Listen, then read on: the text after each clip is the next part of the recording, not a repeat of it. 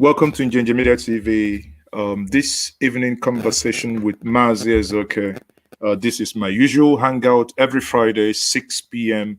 You join me. We have this hangout.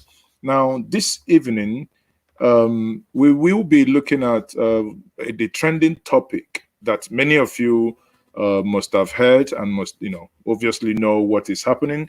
That is um, the Minister of Communication and Digital Economy, in the person of Isa Pantami. Isa Pantami, you've heard in the last couple of weeks, it has come out from Gazette newspaper where they have accused him of a lot of extreme views. This afternoon, there was an article by the British newspaper, obviously the BBC also reporting on the extreme views. There were some rumors that Isa Pantami, before, was in the terror list of America, but that has been denied, that information is not correct. However, no one is able to actually know if that information is correct or not. Now, in one sermon from over 2000, in one of his sermons in the year 2000, he said that he considered Al Qaeda, the founder, Bin Laden, a better Muslim than himself. Now, you can imagine in the year 2000, 2001, 2002, he holds the view, that's during Obasanjo's regime, that Osama bin Laden is a better Muslim than himself. Just think about it for a second.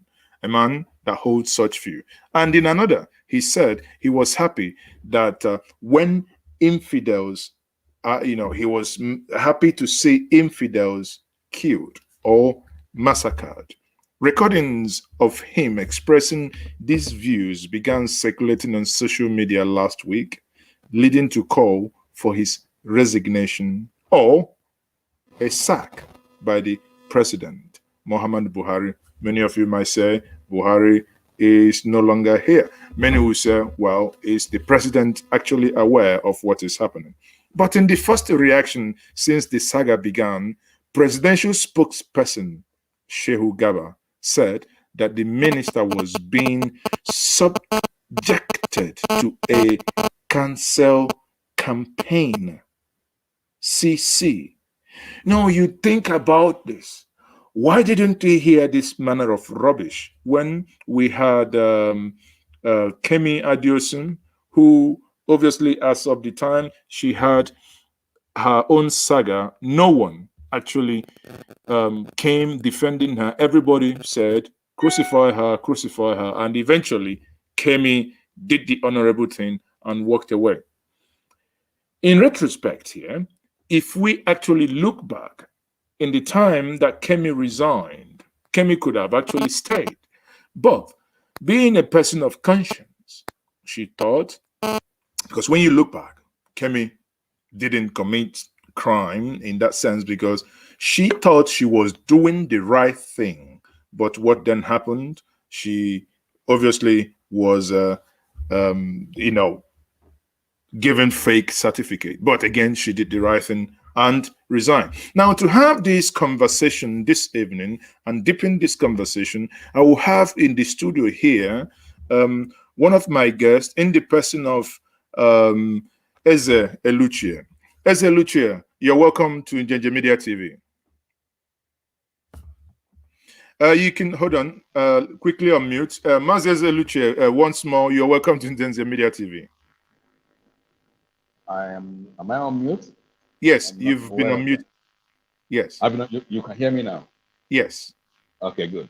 So it's my pleasure to share my views with the audience. Thank you very much for having me. Thank you very much. So now, to start with you, before other guests join us, what's your take on the issue of Isa Pantami? Well, to be very frank with you, those who are calling for Sheikh Isa Pantami to resign do not understand the purpose of the Muhammadu Buhari administration in Nigeria. They are totally bereft of it. because people like Sheikh Isa Pantami are on all fours with the purpose of that regime, of this regime. He symbolizes what the main thrust of this government in Nigeria is, the main purpose. For too long, people have tried to skirt around the issues to say it's not possible. It could have taken place elsewhere, but not in Nigeria. But as time is rolling by, we are seeing that in real terms, in reality, people like Isa Pantami are the main gist, the main thrust of the Buhari administration. That was why, despite all the clamor, despite all the protestations, that why will a character who supports the Taliban, who is vocally in support of Al Qaeda, who is vocal an extremist Islamist jihadist, why will such a character be allowed to be a minister in a supposedly federal contraption that is multi-ethnic, multi-religious, and should be secular?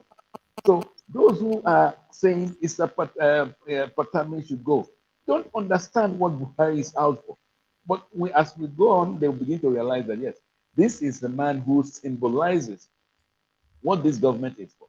For those who were sleeping, for those who were pretending, for those who were like having their heads in the sand like an ostrich, get up, get out of, pull out of your head and realize that this is reality.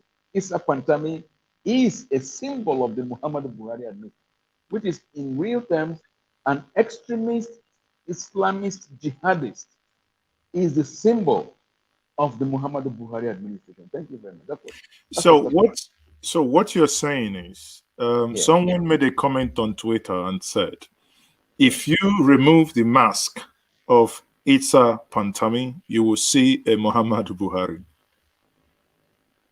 Why bother removing the mask? These are the same people.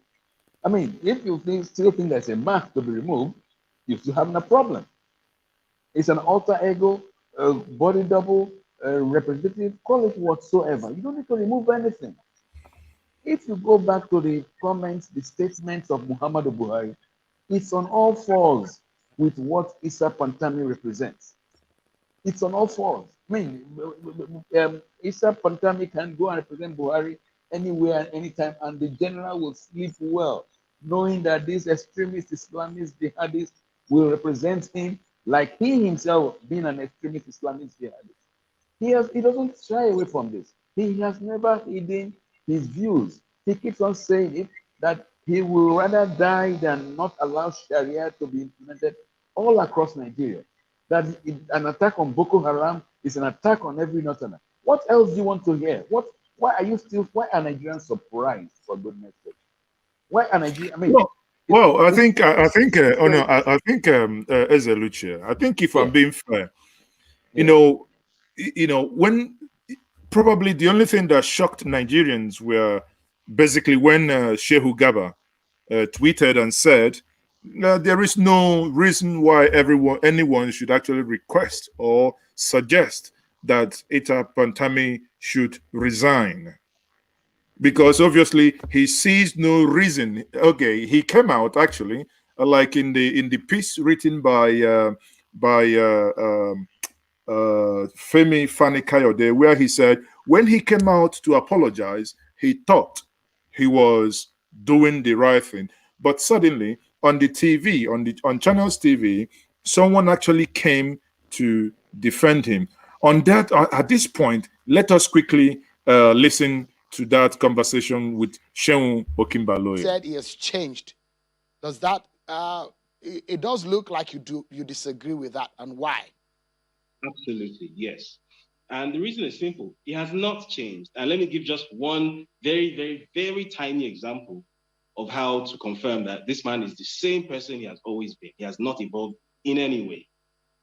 Right now, presently, if you go to the Twitter handle of the Federal Ministry of Communication and Digital Economy, look for any of the videos, probably from last month, YouTube videos linked on the handle, where a flag-off program for a skills acquisition program for 600 Nigerian youths was linked.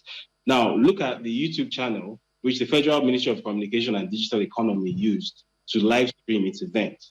Was it the ministry's own YouTube channel? No. Was it a YouTube channel belonging to a mainstream TV station like Channels or any of its competitors? No. Was it even an NTA YouTube channel? No. So the YouTube channel that belongs to an Islamic TV station called Al Afriki, right? When I say Islamic TV station, I mean an Islamic religious content TV station, a TV station that broadcasts only Islamic content. It's not a TV station that has Islamic leanings. It's an Islam TV station. It's like the equivalent of Emmanuel TV by Pastor TB Joshua or Dove TV by the Redeemed Christian Church of God, right?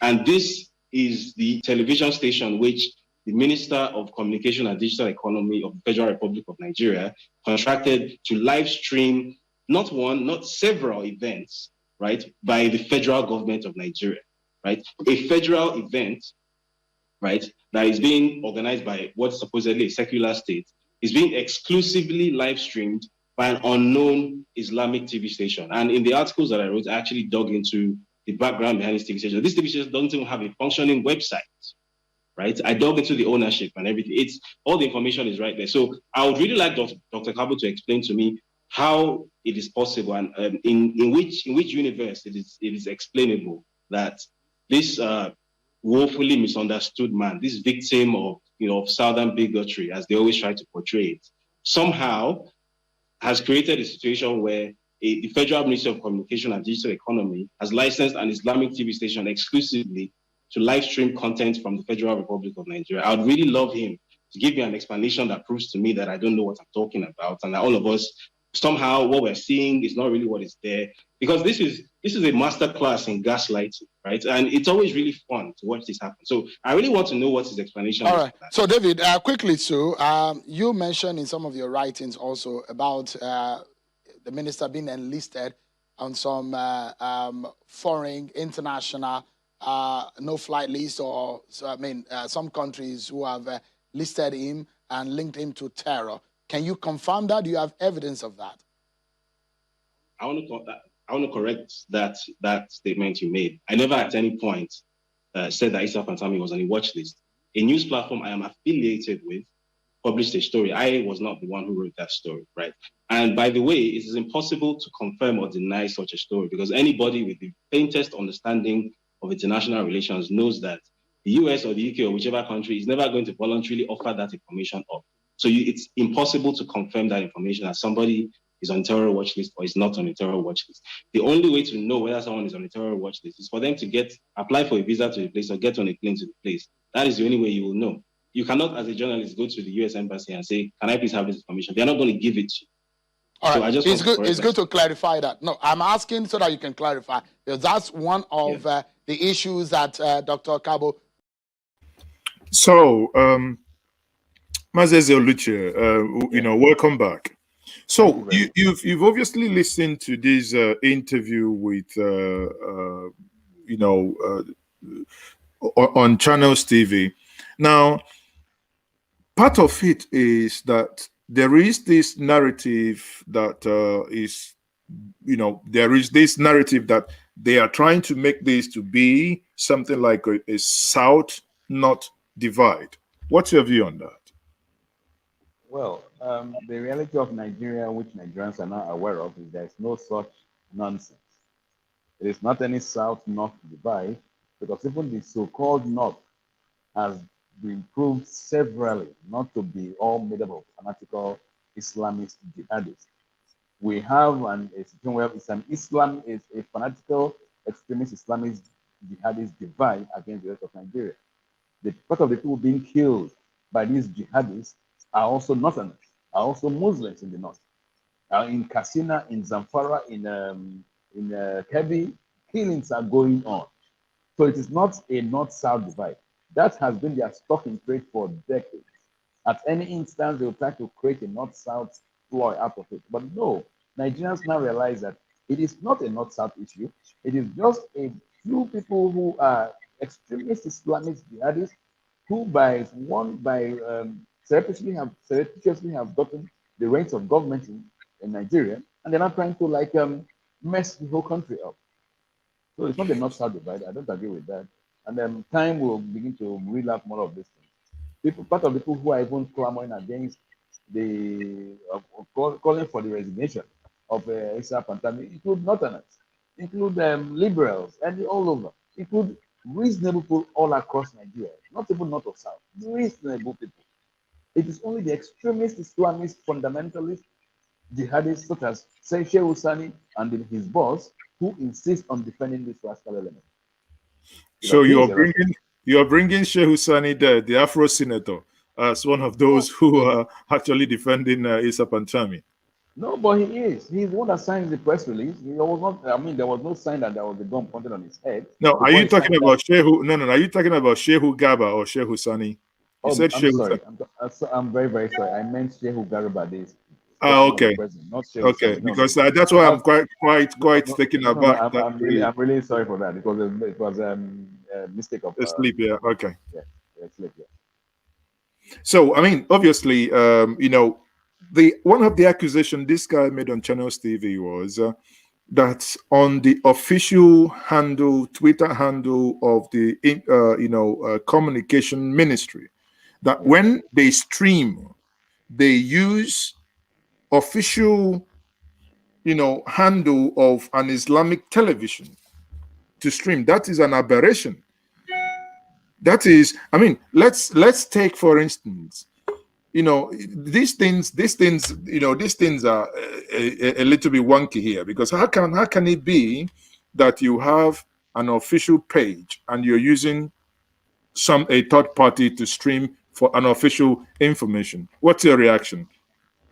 My reaction is it is a shame on those who for years or for several months now have said there was no plan for Islamization. I mean, all these, ours, it's ridiculous. The facts have been very clear from the onset. So whoever is saying is surprised by such stuff is either unserious or just trying to play to the gallery. These facts have been on display. It's only that now it's beginning to manifest. But anybody who has any understanding or any inclination towards understanding how Nigeria is run understands that these are just manifesting, and this is just one ministry. I assure you, by the time you take a closer look at several of the ministries under this Muhammad Buhari's government, you realize that worse things than an Isa Pantami has been going on. When you shine the light on the Minister of Information, on the Minister of Petroleum Affairs, you will discover that worse things that people will now start screaming, ooh, come on, give us a break, for goodness sake. It has Okay, been there for a long time. okay. So let me bring another guest here, Adamu Gambo. Can you kindly unmute yourself, Mr. Adamu Gambo? Adamu Gambo, are you there? Yes, Master Njenje, how are you? I'm all right. Yes, I'm with you. Thank you. Okay. So, as I said, what's your take on the call for Isa Pantami to resign based on what so many part of the media has considered an extreme views that he held in time past? Um, um, Master Njenje, the whole issue has been politicized. Okay. And yes, sincerely speaking, I don't want to join any political issues on this. So Uh, how do you think that's been politicized? How can you enlighten us, please? Now, if you look at the views from those pro and against the resignation of Pantani, you can understand both sentiment and a kind of political inclination attached to the whole issue. To me, this is an issue that can be addressed based on one's conscience and integrity. And then we have so many instances in this country where such issues, maybe we can give an examples, so many of them, uncountable number of examples on similar issues. But the clamoring and the noise and what have you wasn't like this. As a country, we have suffered a lot. Nigeria has been demarcated in several ways because of all these kind of minor issues that we overflow. So, do you This consider? I don't Sorry, think. sorry, sorry, Adamu here. Do you consider it Yes. a political, as you said now, a political issue when some people are saying this is a man that that videos and audios are coming out that he held extreme views before. One of the views, or rather here, I said to you, in one of his sermons from the 2000s, he said he considered Al Qaeda founder Osama bin Laden a better Muslim than himself. And in another video, he said he was happy when infidels were massacred. Do you, when you listen to something like this that he has said, how do you think that people now saying, okay, you are now, I mean, if he's a private citizen, nobody would bother. But at least if you're going to represent a nation of over 200 million people that come from various ethnic and religious background, some don't even have a religion at all, is it right for someone to be a minister holding such views that those others that are not within his religion could actually feel threatened by those views? Well, I can still maintain my position. I don't want to join political issues, but one thing that is clear is that there are processes and procedures before you become a minister. Now, it's the same processes and procedures that are supposed to be followed in whatever decision is supposed to be taken on this controversial issue. I think that is the best position that any neutral mind can take. You see, the way you climb up, that is the same way you're supposed to follow and come down, if that is it. So, whatever processes, whatever the procedures that make Pantami a minister supposed to be looked into and then followed. If it is deemed that he should resign, then good and fine. If it is not, then so Okay, what the vote views did you, okay, court. Adamu here, what views did you hold when the former Minister of Finance, Kemi Adeosun, when people were saying that she had to resign based on principles of forgery? What views did you hold then? No, you see, these are two different things. This one has to do with the kind of credentials that you presented to the Senate. That these are my credentials. I finished university. This is my NYC certificate and other things. And then it was discovered that this NYC certificate is fake. But Yeah, what but is she wasn't the the one that forged it. It was an error of innocence. but but it's part of the credential you need to submit. It's what form your own CV. But I don't know whether Pantami's view is part of his own CV or not. That's why I said, okay, this issue is still at the political arena. So politicians, they should know and understand how to manage the situation in this country. The unity, security, and the peaceful coexistence of this country is of paramount importance to us. The lesson we learned from Twitter going to Ghana or Amazon to South Africa and which other this thing going to Rwanda is a lesson to us. Let us continue to demarcate the country. At the end of the day, Okay, so okay, Mr. Damo, before you digress, so you honestly believe that Twitter going to Ghana and Amazon to South Africa and Kia and Kia and Hyundai building a plant in Ghana is as a result of Nigerians demarketing Nigeria, or that they went to countries where they can have electricity to produce? it's not about the issue of having electricity to produce. Now, we have electricity. We can generate electricity in this country. It's Are just that you we are you cannot. aware that since yesterday that Nigeria has overtaken Congo as the least country to have electricity in the whole of Africa? Basically, we do not generate Whatever enough to use, one, and you want companies to come to Nigeria. no, you see, we need to package ourselves. That is the truth. And then you cannot package yourself when you have internal issues whereby people are the marketing this country. I don't know whether the Okay, people have this country at heart. This is Let very me, can questionable. I just okay, say something? Adamu here. We Adamu, need let to me be let me asking quickly bring their in Maz. Let me Yes. quickly bring in Eluchie to respond to you. My dear Adamu, the people to me, demarketing this Nigeria are Okay, those. Eluchie, hold on. No. Adamu, can you round up?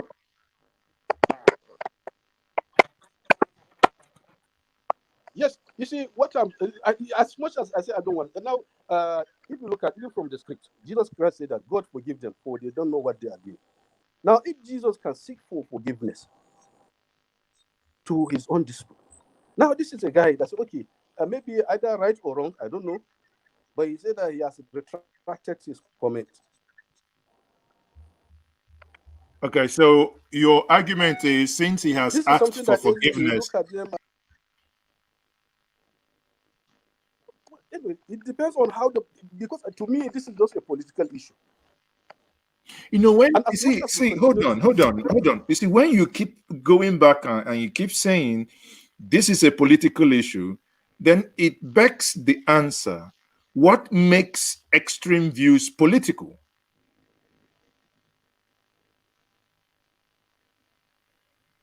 Are you there? Okay, Ezeluche, can you quickly respond to the Yes. comments of Adamu? Well, I want to say that what scares companies away from the country is when the government is demarketing Nigeria. The Nigerian government, led by Muhammadu Buhari, is demarketing the country. When you have an acclaimed pro-Taliban, pro-Al Qaeda in your cabinet, and as it's not just in your cabinet, a senior member of cabinet holding a very vital office in your cabinet. Companies that have all manners of workers in their payroll, Christians, Muslims, atheists, fair, black, white, everybody, will be scared of coming in. They won't come and raise their staff when an acclaimed extremist jihadist has the ears of the president. And what Adamu was saying, that he apologized, is crap, with all due respect. Because when a man makes, there are formative years in a man's life. When you commit a crime, people have committed crimes at the age of 10, 11, 12, pre-teens. You can say, okay, yes, he was still in his formative years, he didn't know what he was doing. But Mr. Sheikh Isa Pantami did most of these things he was talking about in his 20s. In his 20s, he was already formed. And there has been no essence, no sign of the radicalization, no process of the radicalization. In fact, Isa Pantami only began to apologize after several denials. He denied first. But when he saw that these things was coming up with concrete evidence, he now apologized. That is, he was trying to be dubious. And then after his apology, the government messed up everything. The Muhammadu Buhari regime messed up the whole situation by saying he doesn't have to apologize. He said when he was young, now we can go on and still nothing happened. That is not how it works. You have a terrorist in your midst, for goodness sake, because that is what he is. He has not paid for his, he has not atoned for his sins. Part of his preaching, as the imam in the mosque of the Balewa University in Bauchi, he preached for a fatwa. That is a death sentence on the child of a professor. And that child was killed in the mosque. Has he atoned for that sin and for that crime? He has apologized. I mean, the comments by Adamu that this is political issues is ludicrous. It is you can okay. Likewise, Bin Laden can say his whole cause was a political issue. There was no need to have bombed him or to have killed him. ISIS also have a political issue. Come on, give us a break. We know what politics is, for goodness sake. Don't come and insult the listeners on this platform by talking what you don't know about. Politics is Okay, politics. Yes. I'm trying to be very, you very know, civil. But when somebody comes on a I platform where the whole world is watching and talks what is not right, you tell him it's not talking right. It's not political. well, I wish I can bring Adamu back in to Yes. respond. Okay, hold on. I think Adamu is back. Obviously, you all know. Okay, yeah, I'll be Adamu. happy.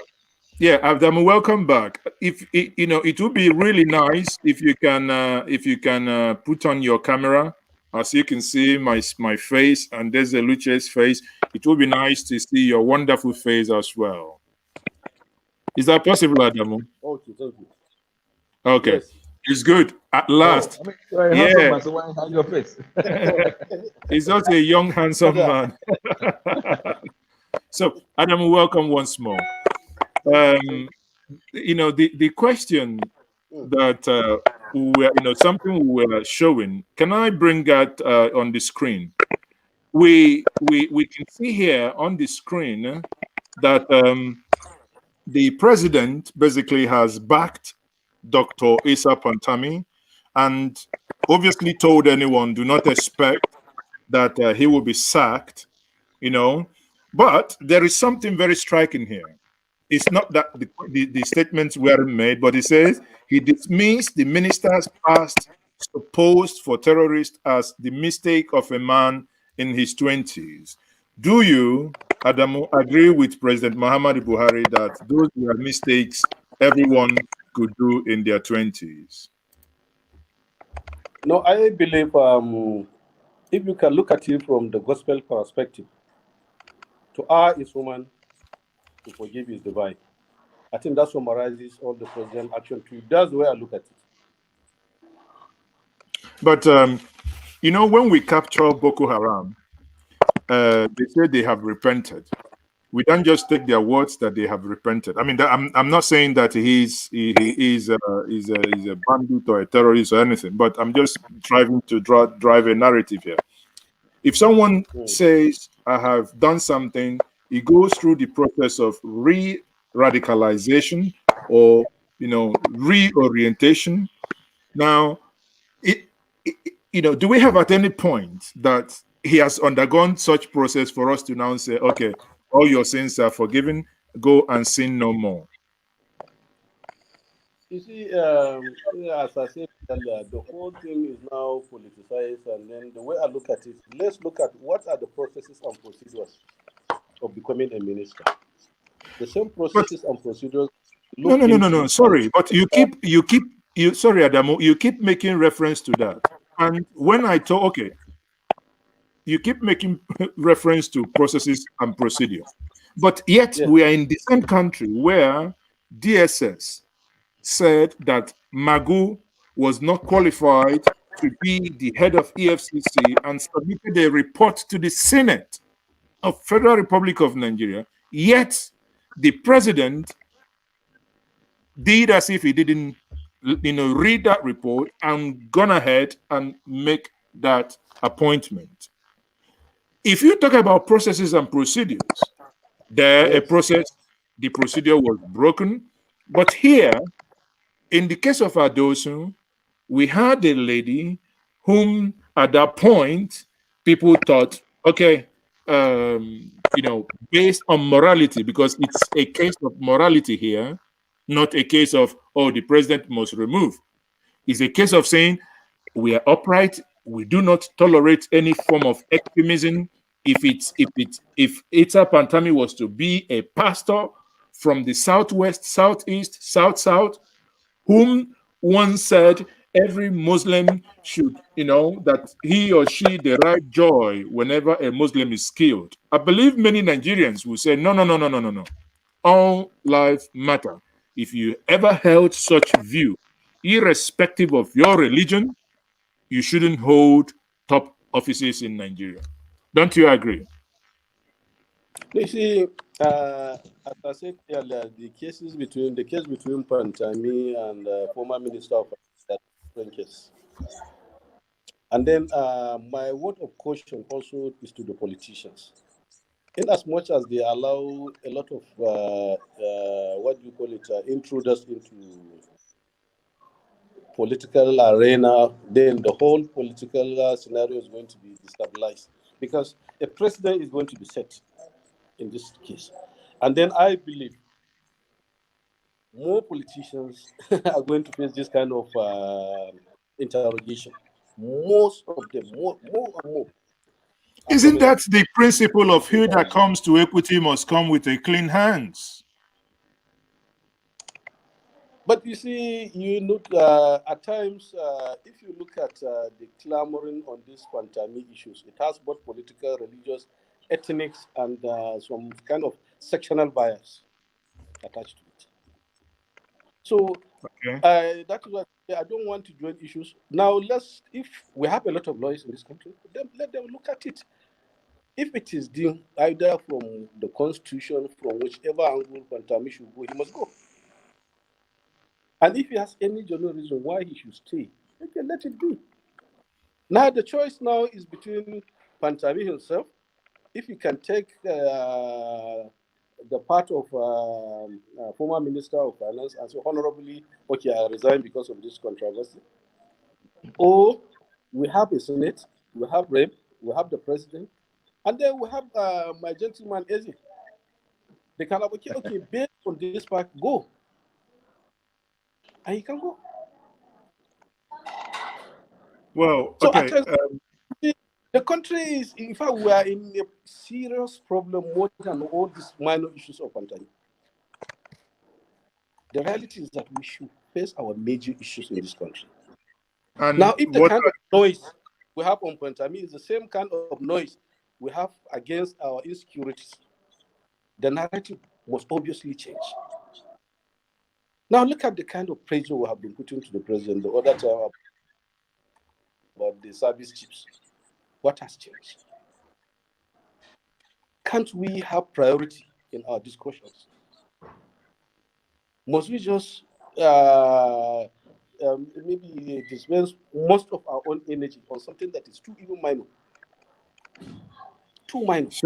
so basically, what you're saying that Now, the issue with Pantami if is we a very address minor the issues of this, very, very minor. We know Pantami, we know where he is, but this bandit, we don't know where they are. You don't know, you cannot confront them. If you want to arrest Pantami, you can arrest him in less than 1 second. But is anyone saying that Pantami or sorry, is anyone saying that the bandits should not? I mean, we have a president who promised that he was going to stop Boko Haram. We have a president who promised that he was going to lead from the front. So, is the duty to crush bandits, Boko Haram, you and I? Are we going to do it with bare hands? No, you see, now my expectation is that, like my brother Eze can push the president, let him take the part of late Idris Deby of Chad. He led from the front, he lost his life, and then for his own country. So, because Idris Now, Deby lost his if we life, can then have someone who promised to lead our from the front shouldn't. no, he should go for that. That is what we should be clamoring for. Let the service, let them as the president, everybody should be. You see. Now, without accusing you, but I have heard similar argument from my friends from the north, especially from the northwest, when they say, especially for instance, when the president went on to London for medical treatment last month, beginning of this month, I think. And people were saying, no, it doesn't matter. The president can go anywhere.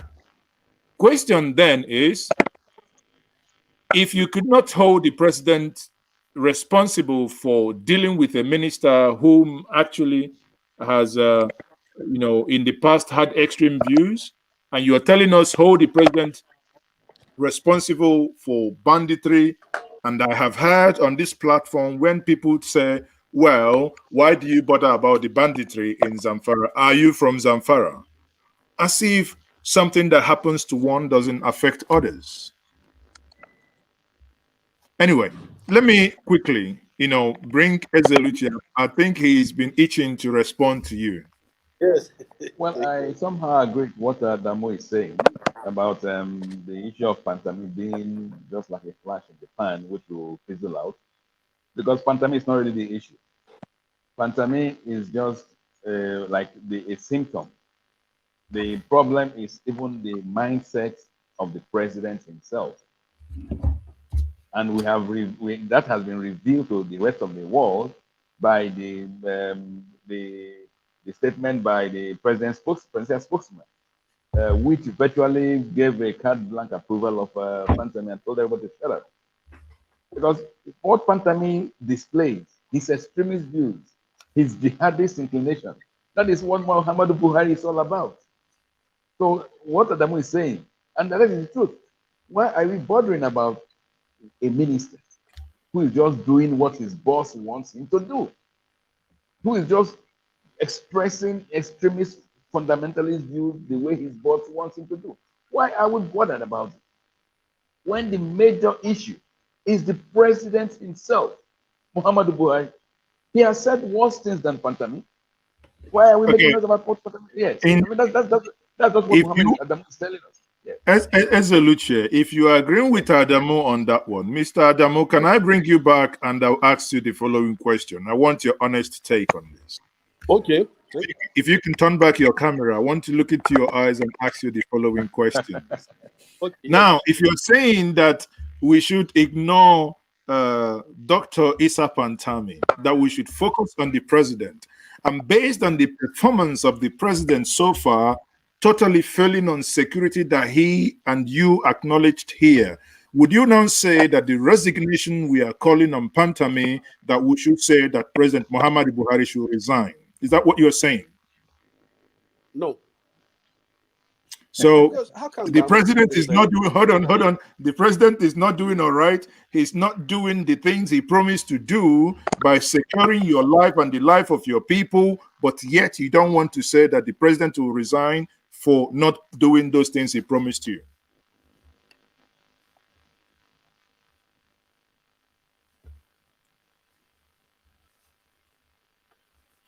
Oh dear. I think the network is No, but you are putting Pantami, you are putting Adamu in a fix. Because well, what I mean, you're putting him in a fix. Okay, well, but no, because it's simple. It's simple analysis here. simple, If yeah. if you both agree that Pantami should be ignored, he's not the real issue here. Yes. Then the question is, what is the real issue? If the It's real the issue president. is the failure of the president, are we not saying that the president then should resign? Um, let me remind you something that happened, what Mr. President did in the year 2000, when there was a clash between the Fulanis and the Yorubas in Ibadan, in Oyo State. The president then, after retired general, stormed the government house in Ibadan. The governor then was Lam Adesina. And he went there with this angst, tribal warlord. He was there actually with Buba Marwa, the current NDLA chairman, who's also a Fulani, and was just like telling.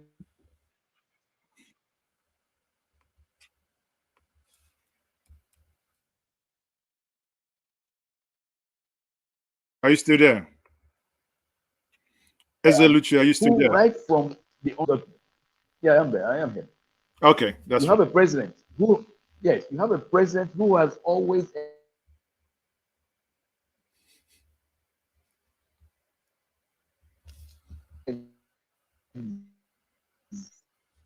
exuded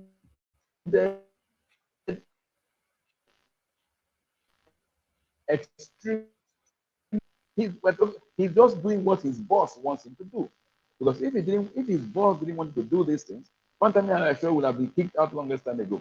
But he's only manifesting what Mr. President wants him to manifest. And like I said earlier, this is just a piece of a tip of the iceberg.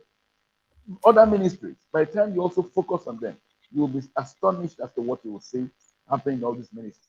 But Eluchie, if I take this straight, actually, if we go back and reflect on Buhari's presidency in the last 6 years, has he ever The actually sacked? ideology. Because that's what Mr. Has President. Yes. has You he? said what? I'm If hearing you. we go back, Yes. go back and reflect on Buhari's presidency in the last 6 years, Yes. has he Yes. ever been able to sack anyone, even if it's Muslim, Christians, APC, CPC, ANPP, APCA faction or anything? Has he ever actually sacked any single person?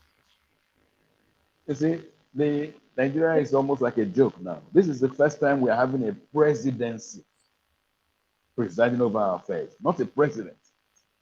the presidency. What that means, don't ask me, I'm a lawyer. I've been forcing law for Nigeria for about 30 years. But what this term presidency means in governance, the position of this presidency, I don't understand. So we have a situation whereby we have an absentee president who does nothing. And the few times he's been asked on air, he says, I'm not aware. I am not aware. He's not aware of anything. Even who he is in question. I mean, and by serious Nigerians at serious levels, his capacity is in doubt. Whether he is who he says he is a questionable issue. Because, and he makes it very, very clear. A president that has never addressed Nigerians off the cuff, the few times he did it was a disaster. So, I mean, that he should resign is long, long overdue. Having such a character presiding over the country at this period is a disaster. Look at all the killings. Look at all the violence going on. He's in London. Not even a comment from Mr. President. What we hear is Garba dishing out whatever he wants to dish out. And who knows when he saw the president last. Mr. President has not come to address the principle to be ruling over these issues. Then tomorrow somebody else will say, and if you ask him after 2 days, I am not aware. I am not aware. Come on, give us a break. Thank you, Eluchie. I think Adamu, you're back. Adamu Gambo, you're back. Can you hear us? Hello, Adamu. If you can hear us, can you kindly unmute your mic?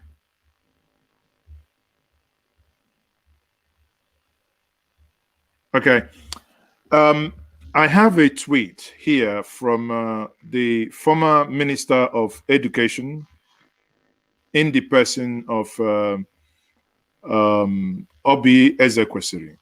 And on this tweet here, she said earlier this morning, and that tweet reads, in that singular act of siding the Minister of Communication, Nigerian President Muhammadu Buhari actually conveyed a message on his view of terrorism. Nigerians now know that his view aligns with that of his minister. It is now left to Nigerians to convey whether we agree with them. You know, in a series of a tweet on a thread, again, she, you know, if you go down, it says, yesterday's action by our president was an anticlimax. He has persisted in badly managing our economy, our country's diversity. Nigeria cannot, at this stage, avoid a genuine conversation about the future. The signs are too obvious for all to see. Having seen this, what Mrs. MaaziEzeoke basically said, Adamu, if you're still there, can you kindly respond to that tweet? Adamu, are you still there? Okay, Eluchie, are you able to respond to that tweet? Yes, I am. Please, go ahead. People like MaaziEzeoke, who displayed gross ignorance of the Nigerian political system when she was clamoring for the government of Buhari to come in place, didn't know that these things would get to this level. I think she can keep her, left to me, she can keep her tweets to herself. She cannot be asking Nigerians to now act against this man who she helped to install. Because as at the time when there was this clamor for replacement for the imposition of a Buhari, blah, blah, blah, those who knew who Buhari is. Buhari did not change overnight. Buhari, they told us he was a reformed Democrat. For Nigerians who know Buhari, know that there has been no change. He's been the same man he was more than 30, 40 years ago. So it's only manifesting what people like MaaziEzeoke brought on board. And then, I mean, she has stopped herself from even making commentaries, as far as I'm concerned.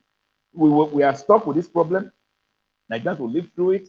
He has about 1 or 2 more years to stay in office. Something may happen before then, but we will take it in our stride and move on. Let MaaziEzeoke spare us her pontifications. Because as far as I'm concerned, what do you think would happen? What do you think might happen in the next 2 years before the end of the game? Well, the way it's going, because on a daily basis, the violence is spiraling out of control. The military, the security agencies are overstretched. because initially it was just in the northeast. Now it's in the northeast, northwest, southwest, everywhere, and the military can simply not cope. So the reality is that the country is at the brink of an abyss, and then anything can happen at any time. And in such situations, nobody, even a soothsayer, will not be able to predict what will happen. But the reality is that we are in a huge mess in this country, and it is Of course. caused by very poor leadership. If Mr. President himself will step aside because and allow for a constitutional conference that will decide over what Nigerians want out of Nigeria. When I say step aside, I'm not talking of him stepping aside and allowing his vice, because the vice has proved to be unreliable. His vice, who is supposed to be a professor of law, has gone into a comatose existence over these issues. So the issues of Mr. Buhari resigning is not to enable a Mr. Yemi Osinbajo to step in. God forbid that. We don't have such thing. What we Yeah, need but in many Nigeria, people, but many people would argue that yeah, at times, whenever he has taken over, he has yeah, actually taken decisive decisions. We all saw when Buhari was sick in London, yeah, and the DSS basically invaded the legislative arm. yeah, And when he got wind of that, immediately he sacked Daura, who was yeah, then the head of DSS, yeah, which yeah, didn't sit well with the presidency, quote unquote. yeah, And, yeah. so, I mean, doesn't We, that prove to be a man that, if given power, can take decisive action? You saw how he went around the whole Niger Delta. The peace we have today in the Niger Delta can be attributed to him. And no, again, what you talked about, sovereign national conference on that. But some yeah. people can say, well, they're no longer interested in discussing Nigeria. Just give them a date for referendum and stuff like Yeah. that. What do you think? Well, I mean, each day it gets worse. It gets worse by the day, by the minute. And then allowing the same structure, because the problem with Nigeria is fundamental, it's structural, not even the individual. Even if like Ambassador once said, that even if Jesus Christ himself comes and becomes president of Nigeria, with this constitution, with this structure, it cannot move forward. So the reality is that we have to have a forum to look into the structure of the country and decide by ourselves, do we want this contraption to continue, or do we want to rework it, rejig it, do whatsoever? But as is, the country is simply unworkable. No matter who comes in there, because if you have to have 36 federal ministers from 36 different states and all that stuff, how can it make progress? So that's why I'm saying a resignation at this stage. I mean, what Nigerians will expect from Buhari, if he wants to be a statesman, is to convene a national conference that has sovereign powers. And because the constitution hasn't expired, it means it has gone it should go into abeyance. The entire structure, the judiciary, the legislature, they are no longer functioning, for goodness sake. The country is in a comatose state. So what we expect from anybody who calls himself a statesman, if Buhari claim to that title, is to call the composing unit of the country. Okay, now this is no longer workable. Can we have a meeting that will be sovereign and decide what we want before it gets too late? Because at the rate it's going, yesterday there was a shootout at Eluchie. Nobody could go on the Enugu Port Harcourt road. Tomorrow, who will know whether to be Cross River State? The northeast, northwest is a no-go area. How long can this nonsense continue in Nigeria? We should be realistic. Other countries are moving forward. They are talking of going to Mars, going to the moon, and we're here talking about crap. Simple crap. We need to move on forward. And the only way to do that is to get as a team, come together and decide. This contraction is not working. Can we decide on how to work, make it work? And if it's impossible to make it work, if it means going our separate ways, okay, so be it. Many countries in Europe and across the world have a population of less than 5 million. Less than 5 million, for goodness sake. Can you imagine if we had that kind of setup in Nigeria? People will move forward. But when you have a contraction of over 200 and something million, and you have a president who has an inclination that is ethnocentric, it's an ethnocentric bigot, championing the cause of just one ethnic group, how could you expect it to work? It won't work. Quite unfortunate. But that's the reality Nigeria is facing now. So the way forward is not even for Buhari to step aside and let his vice come in. No. the entire system, the entire structure which has been compromised, to be collapsed, and have an interim period whereby a national conference will take place and we decide on what we want. The composing it will decide on what they want from Nigeria.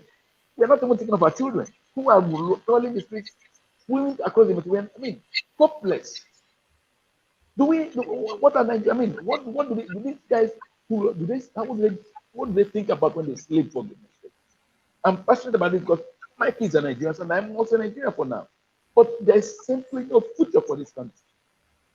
And we're talking about one extremist terrorist. It's in other countries, this guy will be in jail.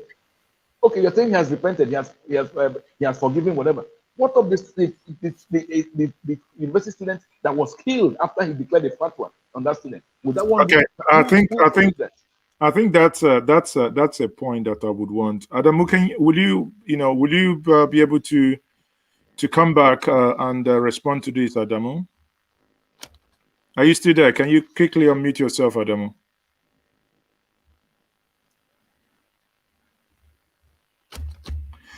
Okay, it appears that Adamu is unable to unmute himself. I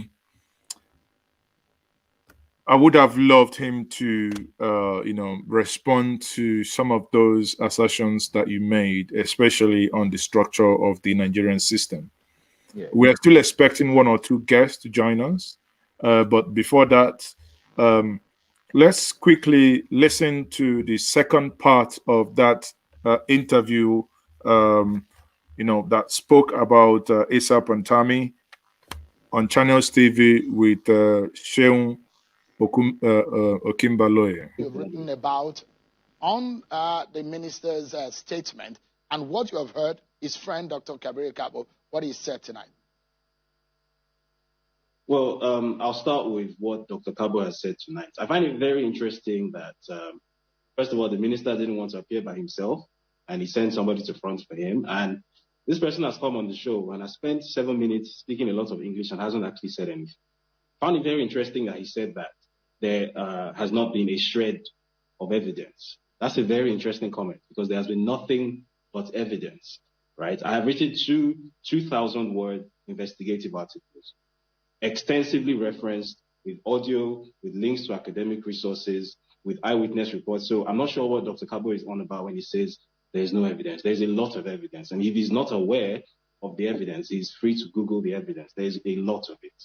If he's here to dissemble, that's a different matter. I can't help it.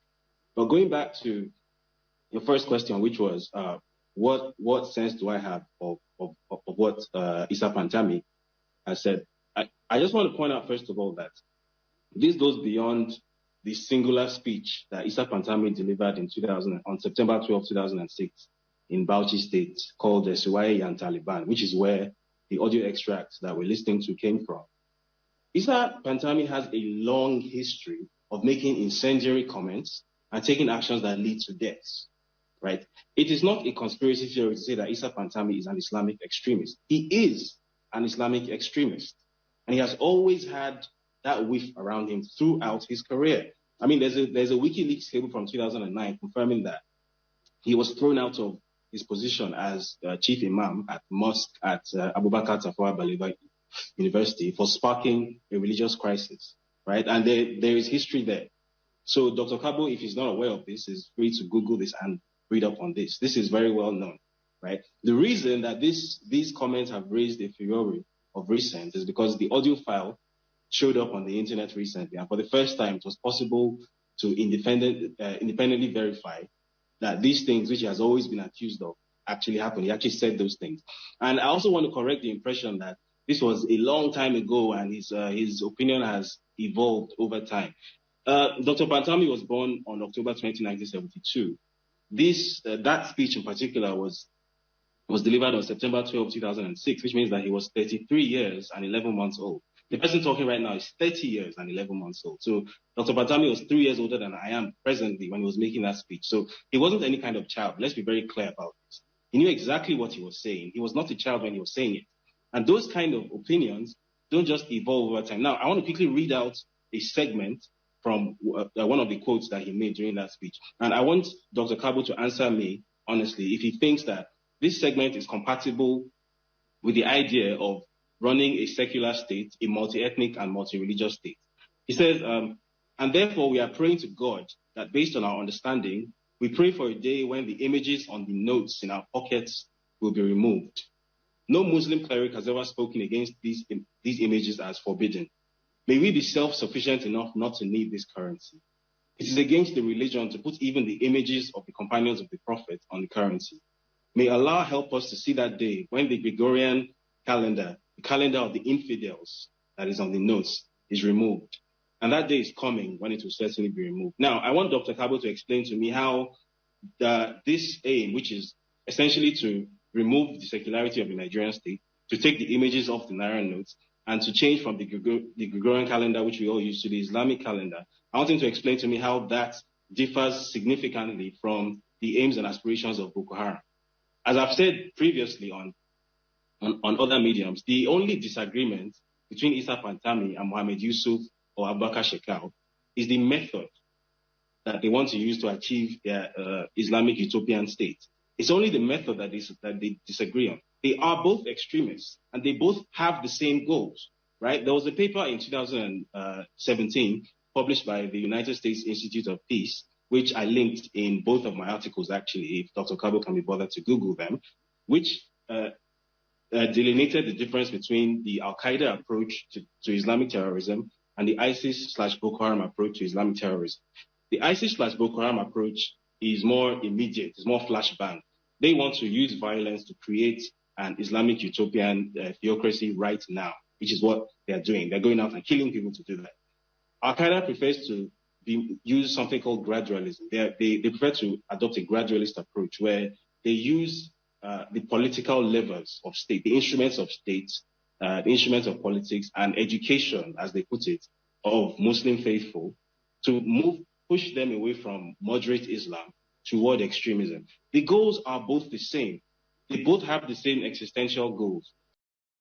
Anyway, okay, so we have listened to these, in this interview, that views again has been reaffirmed that his views in the university has actually led to someone's death.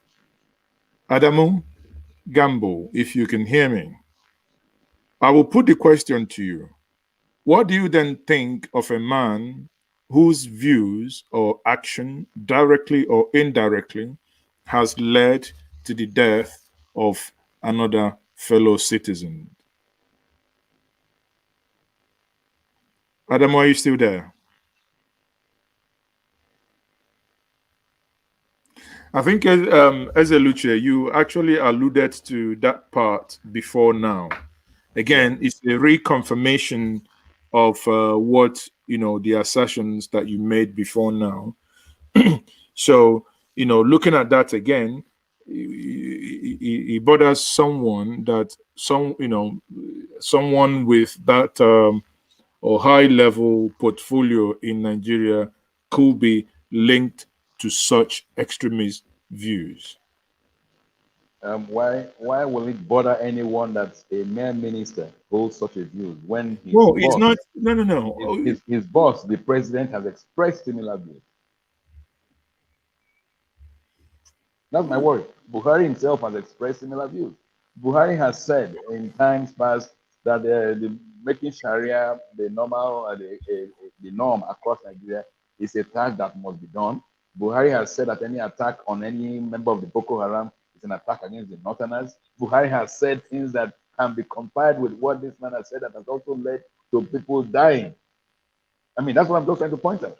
So what this man is doing is what his boss is doing. So that's why I said I agree with what Adamu said in one breath, that the issue of calling for this man to resign is like you're just looking at the symptom. The issue is the main thrust of the problem is with the boss, the Pantami's grand number, that is Mr. Buhari himself.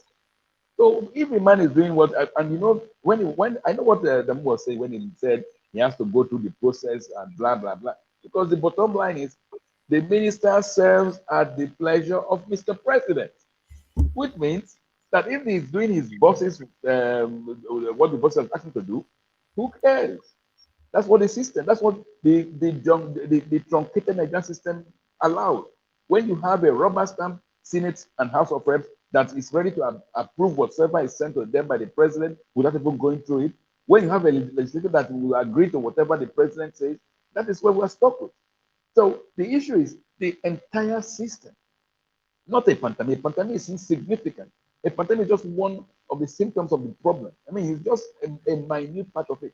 Have you checked what the other ministers are doing? Have you gone through their track record?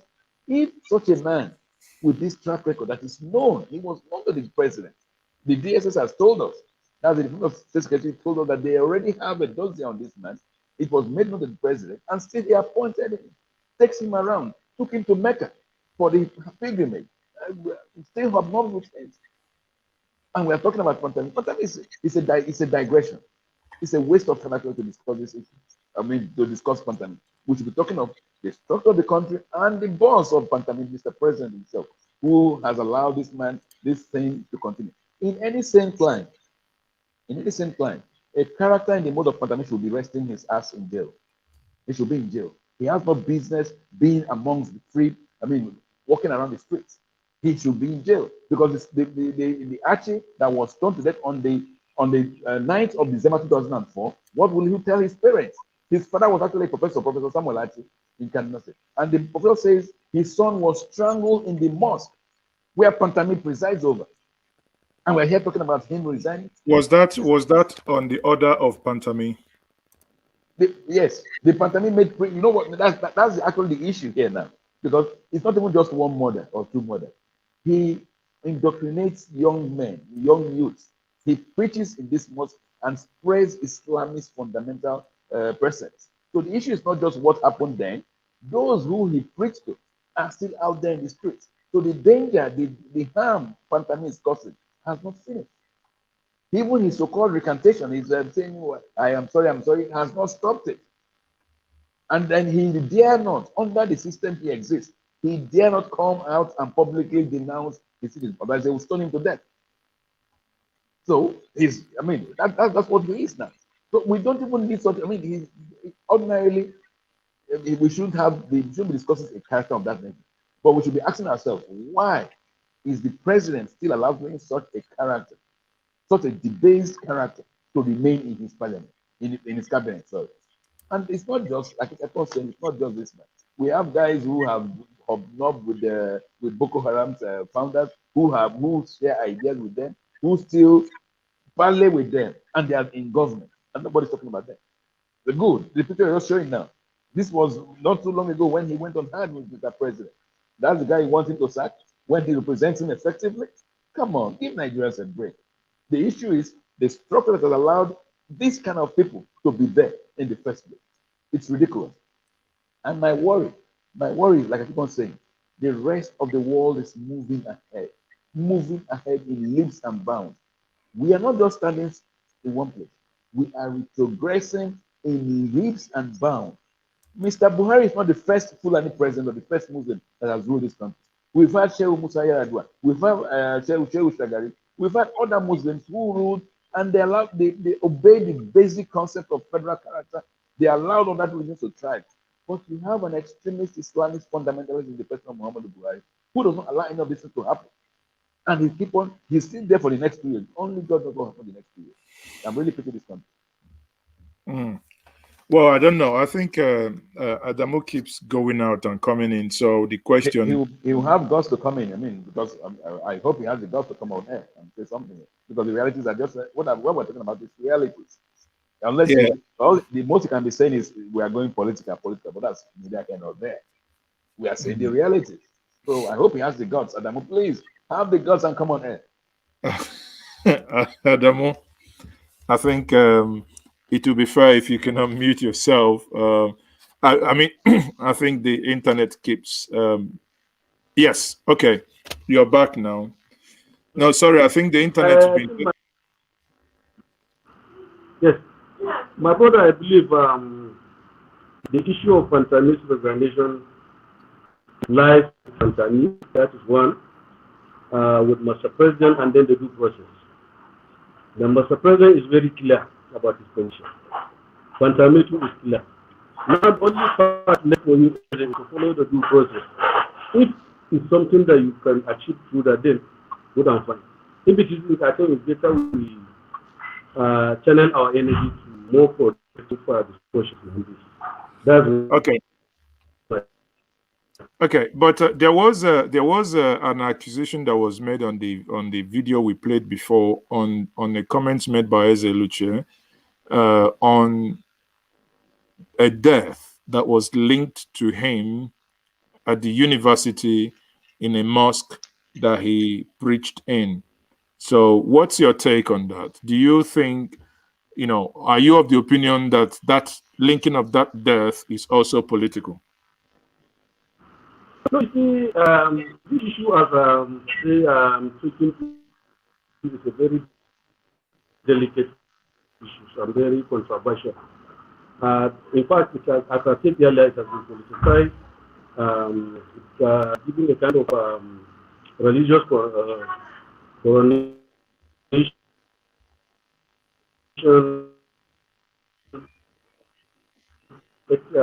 We have to bring into the mainstream government. We all know that. Now, if somebody can fight the country and is admitted, we have so many ex-servicemen that fought against the country. They are now in the peril as pensioners. Are we looking at it from this perspective? Sorry, come again. Your internet. No, hold on. Can you come again? Can you repeat your last question again, please, for clarity? I think we have some women that fought against. They were admitted into the country. So, I mean, they are now on the payroll of the government. They are on the pension list. Despite the fact that they have fought against the country, they were forgiven and they are admitted. Now, if we look at it from that perspective, what can we say? So, what's in essence is that the politicians, they should have a common sense. If a warlord can be forgiven or admitted, then I don't know which war Pantami Past. Okay. So what you're saying now, let me make clarification to so that I don't misquote you. What you're saying in essence is you're referring to those who fought existential war to defend themselves. So it means, in essence, the way it is today in some part of the north, if there is an invasion and the people stood up to defend themselves, no matter how long that lasted, you would eventually consider them, in your words, as warlords rather than a people that defended themselves against external aggressors. No. This country, we fought to go. And we all know what it is. We know who fought the war. We know how it ended. And then we embarrassed But hold on. But you knew how that war came about. That when the program started, that the people migrated down to the southeast, or rather the eastern region as it were at that point, and people merely, they did not attack any other place. They only stayed in their place, and the aggressors came in and they defended themselves. And you are trying to, bring some sort of analogy to the issue of Pantami in your defense of Pantami. I'm not defending Pantami. Okay. That is why in the beginning, I say as much as possible, I don't want to join these issues. But I'm just reminding us, in case we want to go in the extreme in these discussions, we need to be absolutely careful. Because there are certain things that maybe we can say them now because the whole thing is from Pantami. But don't forget, as I said earlier, we are going to set a precedent. By the time you say this president, then so many other questions will be asked, most likely against some people's views. And then I don't know how we can defend it. But the earlier we have a very objective view of this issue, In fact, does it take the time to Pantami? Okay, talking about Adamu here, talking about objectivity, is that actually not very, very objective that we begin to demand for things to be done right? Remember during Goodluck Jonathan's time, we had a minister of interior who conducted job interviews in a field, and Nigerians, young Nigerians, innocent Nigerians, died in that place. And rather than to treat, him, if since he doesn't want to resign, rather than the president to stand up and say this is unacceptable and fire the man at the spot, that never happened. So because we keep, somehow keep defending the indefensible, we keep debasing one, the morality, we keep debasing our humanity to a point where when one makes a clear argument against, a clear argument for common sense, it appears, in your view, maybe political and to some extent religious. Is it not because we haven't been doing the right thing? Because if we'll be doing the right thing, we know you know the time we had the former speaker, the Toronto speaker, Naba, or what is it, Salisu? Either Salisu, can't remember his name again. Is it Salisu Naba or Salisu Buhari? Whichever one. So if we remember that, at least no one thought about, oh, he was a northerner, he was a Muslim. Everyone looked at it, what he did was wrong.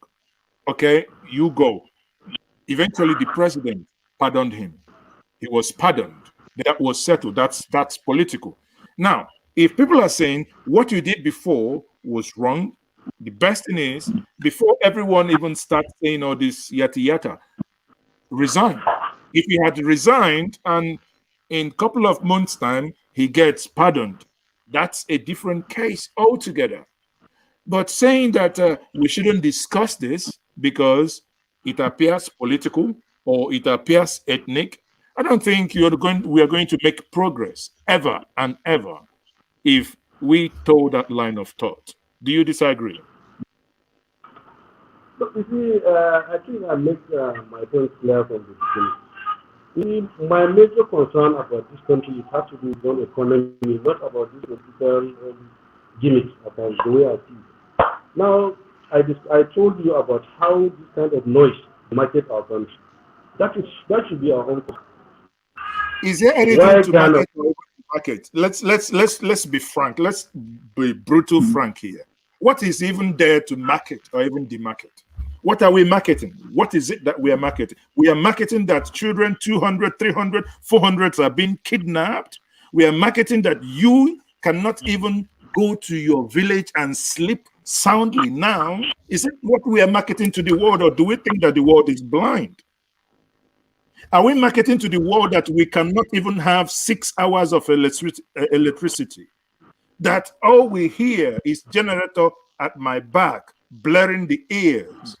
Is that how you market a nation? But here, because you see, when when people take this line of argument and say we are demarketing Nigeria, and that's why companies are moving into Ghana, then I ask one simple question: Nigerians are moving their headquarters to Ghana.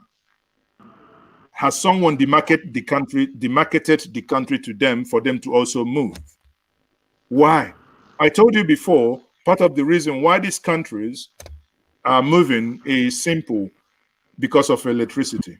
No one, if you know the cost of running these, I have friends who own hotel and they tell me how much they pay every single day to run a hotel so that their guests can sleep with air conditions. Is mind blowing. Now you ask yourself, if we do not have these expenditures, there would be real rich people. But now they are not, because this money goes into diesel. Because we have been incapable of producing the basic thing any nation that calls themselves a nation that ought to exist in the surface of earth, what they have to, the basic thing that they can offer their citizens: electricity. The citizens are not asking you to offer them free. They say, offer us electricity, we will pay for it. And we can't.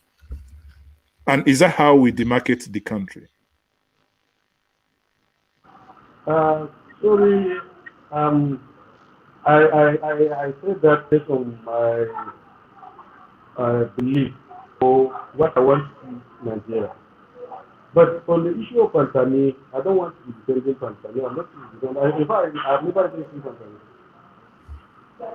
So that's why I think that the choice are three. Pantami on its own, he can decide to resign. The president can decide to release it. Or you can look at the two process, how he commits. Then the thing is. Okay. It's fine. Let me take the last question to you, Mr. Adamu, before I move down to Eluchie and we wrap up this conversation. Is I asked you a question before your internet went bad. If you say we shouldn't discuss Pantami because Pantami is not the issue, I ask you again, if the employer of Pantami is the president and the Nigerian public, and the Nigerian public are saying because he had these extreme views, he should resign. But obviously you think that's more political than any other thing, then he shouldn't. Now, has a point blank question to you, has the president delivered in the protection of life and properties that he promised you, especially in the Northwest and in the Northeast? Hello, I didn't get you. Sorry? Can you repeat the question? I said, has the president delivered in the promise he made to secure the country? Do you have more peace now or more security now in the Northeast and the Northwest of the country? Now, everybody knows that the security situation in Nigeria is deteriorating. So who should we believe? Who should we blame? You and I, or the president who promised to do so?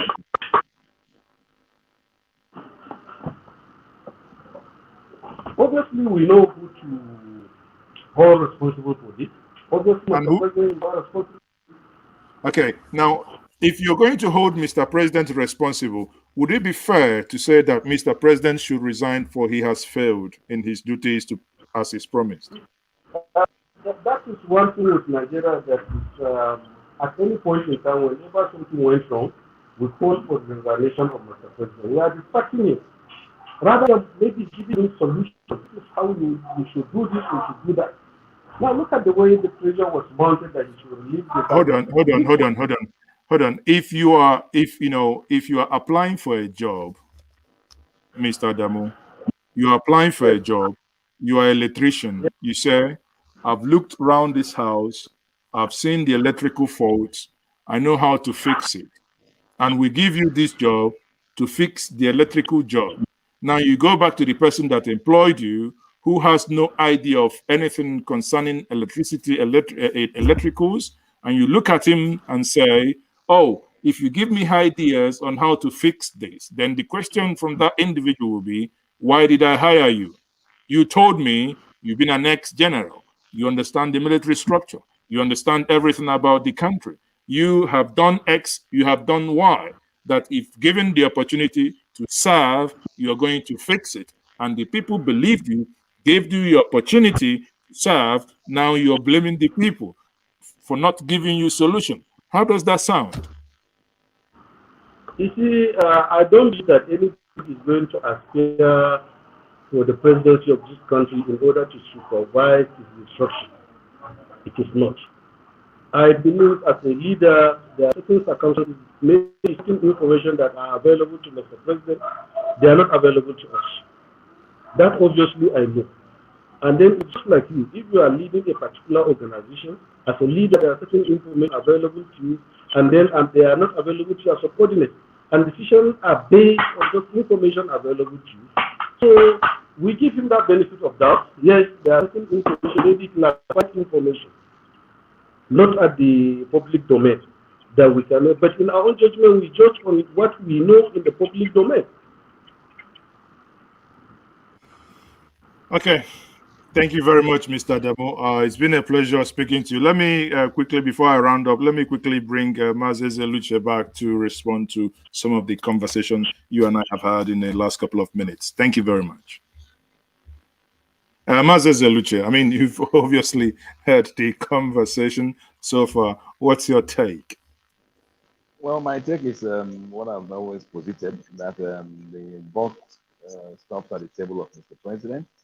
He has failed in virtually all ramifications of governance, from security, education, healthcare sector, infrastructure, you name it. Mr. President has failed Nigerians in all facets of governance. And it's not just to call for his resignation from office, because if he resigns, the issue is when the structure that has allowed for what is Nigeria now to continue. So the way forward, like I keep on saying, and I said it in several instances, is to look at the entire structure of the Nigerian contraption, because it's not a country. It has never been ruled. I mean, that we really fell to base levels under the rulership of Muhammadu Buhari, because it brought ethno religious bigotry, extremist Islamic fundamentalism into it, and we are now at the press where we find ourselves.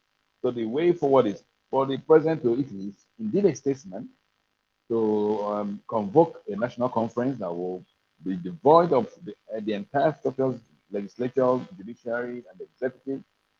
And within a period of 6 months, there about this national this convoked national assembly will now be in a position to decide whether Nigeria continues to stay as it is under what structures or whatsoever. And then, if it's not possible to solve the issues at that stage, if the best thing for the country is to disintegrate, so be it. The noise that is made in certain sectors that the unity of the nation is indivisible and all that is crap. It's not. It's neither here nor there. Look at the maps of Europe. There have been several changes. Even the Britain, Scotland is trying to have a referendum. So Nigeria, if what will make us stronger is to have a confederation, or is to have states evolving from Nigeria, let it be. Because the reality is that now the contraption is not working. Nigeria is not working. We're not just stagnating, we are retrogressing. So the Pantami issue, yes, is unfortunate, but like I keep on saying, this is just one minister. When you shine the light on the Minister of Interior, why I mentioned that ministry is that we saw what he did as governor of Osun State. That one is another extremist Islamist on its own.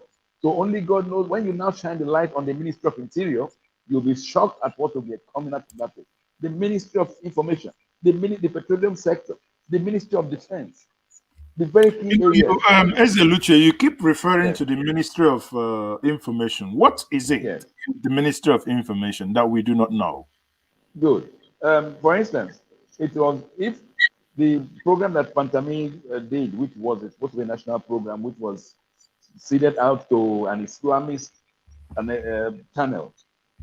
The Minister of Information, if it was doing its own work, it should have told Nigeria to have raised a hoot that the proper channel was the NTA or the Federal Radio Corporation of Nigeria, Or and maybe not an Njenje Islam. Media would have done a better job than an Yes, and Islamic one. not an Islamist channel. So what I'm saying is, these characters are all in cohorts. They are working towards the same agenda, the same agenda. So putting all the attention on Pantami, we're making the guy popular. But I'm sure Mr. President will say, "Hey, you are doing a good job if you are getting this kind of backlash." So it's the entire structure of the country and the entire structure of the government of Mr. Muhammadu Buhari, who some of us have pointed out from day one has led us down into an abyss. My worry is that as each day passes on, it becomes more and more difficult to have that dialogue, to sit down together and have that peaceful dialogue. That's more because each day, every part of the country is now, the extremists are gaining control. Those who were pacifists who wanted to dialogue are being sidelined by these extremists. In the Southwest, there was no Iholo until few months ago. In the Southeast, Nnamdi Kanu is becoming a warlord because all opportunities of peaceful resolution of the Nigerian crisis, Nigerian issue, has been debated.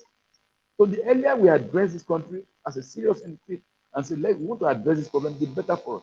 Otherwise, if this downward spiral continues for too long, I may not even be around for long because, of course, they will know where I am and they want to arrest and arrest and arrest.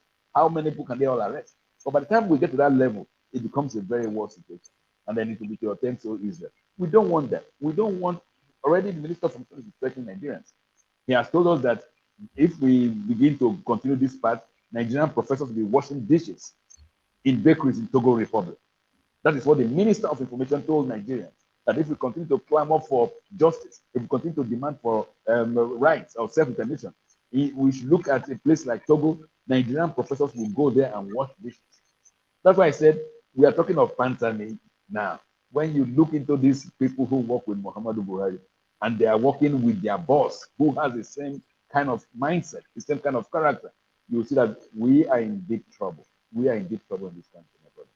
The earlier we address it, the better. Otherwise, there have been more implosions, there have been more conflagrations elsewhere.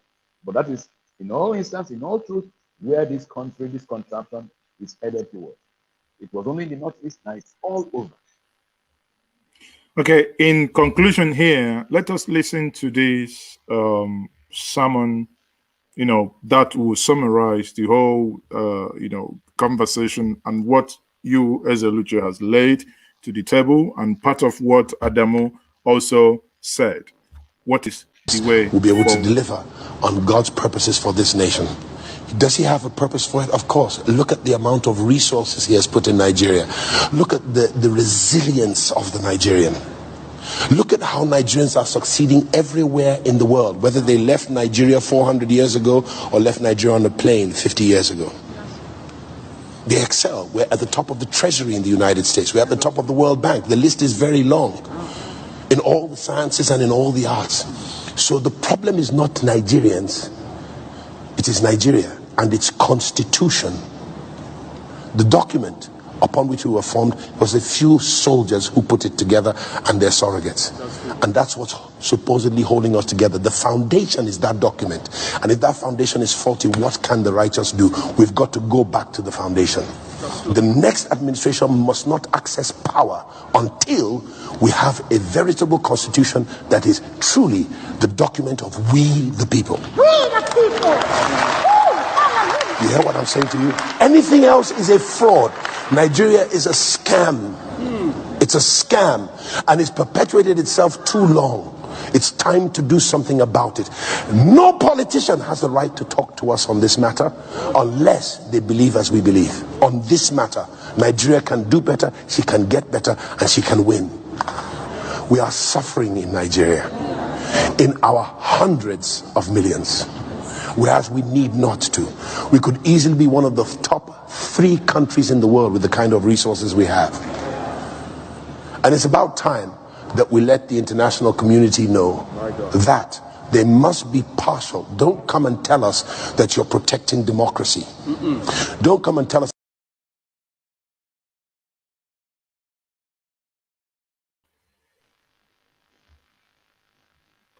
we'll be able to deliver on God's purposes for this nation. Does he have a purpose for it? Of course. Look at the amount of resources. Okay, so obviously listening to that, Adamu, in your closing remark, what do you think or what do you make of that statement from him? Okay, my own take from that statement is that yes, this is called for any administration that follows, right from Obasanjo to Umaru to Jonathan, and then to Buhari. They have been calling about this constitutional review, restructuring, and then this is just a national anthem. Now, I didn't believe with the falsehood that the military draft the constitution. No. The military assembled politicians, let me put it that way, from all over the country to come, and we have this constitution committee. They pick from all the geopolitical zones. They sat down and draft what we call the constitution.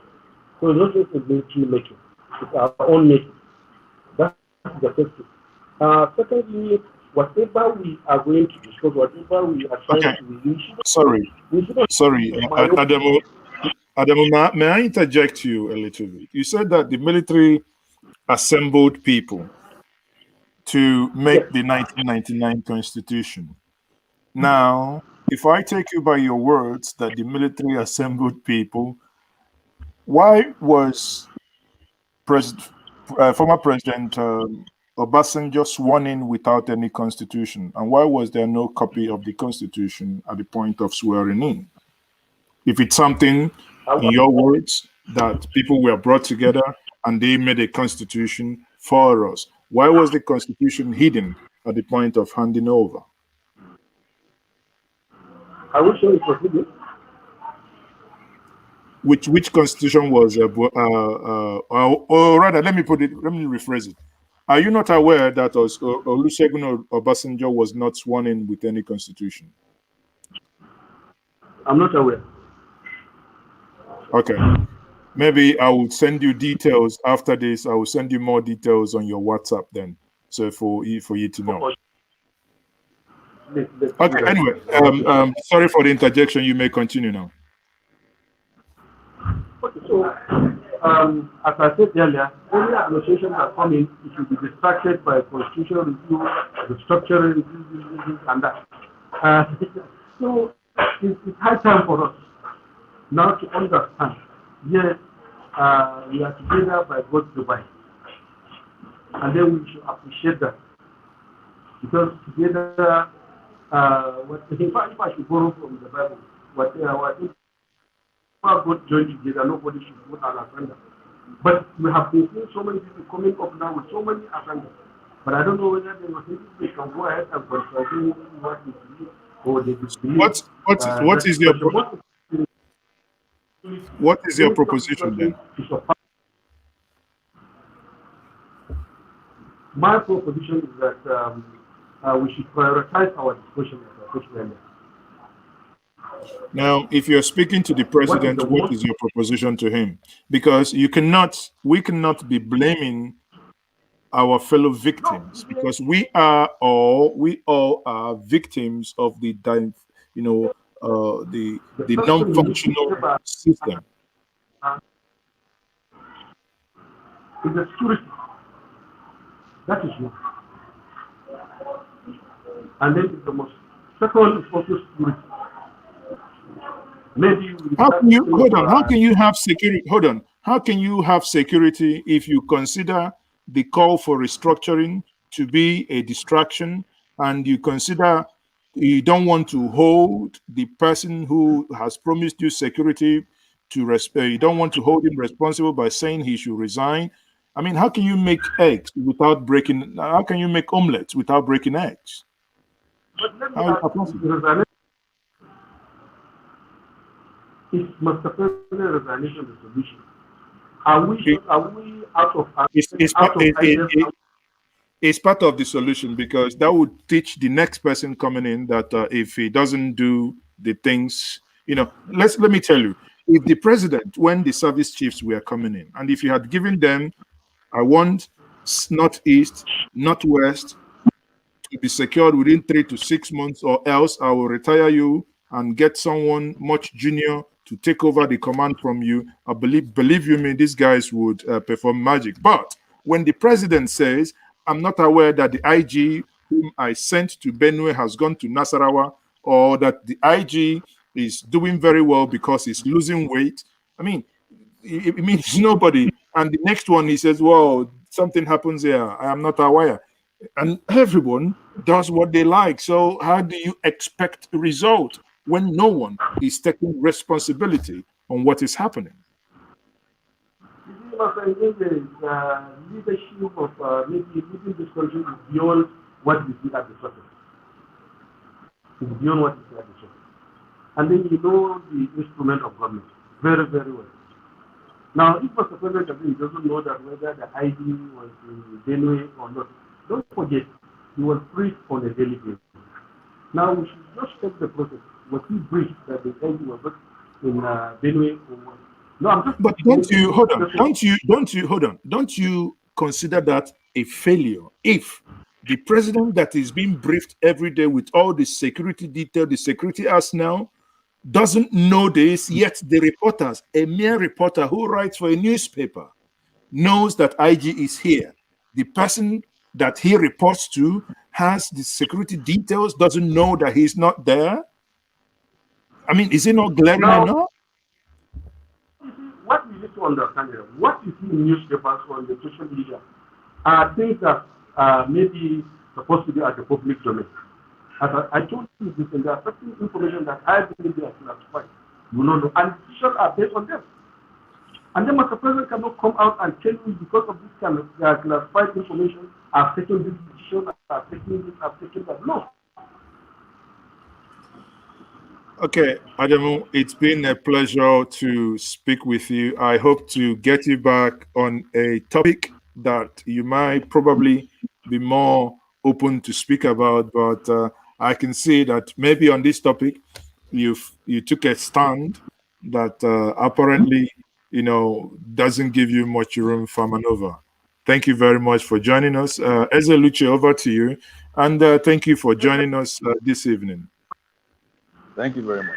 My pleasure. So, obviously the video clip that we played. What's your final thoughts on on that, and what's your take?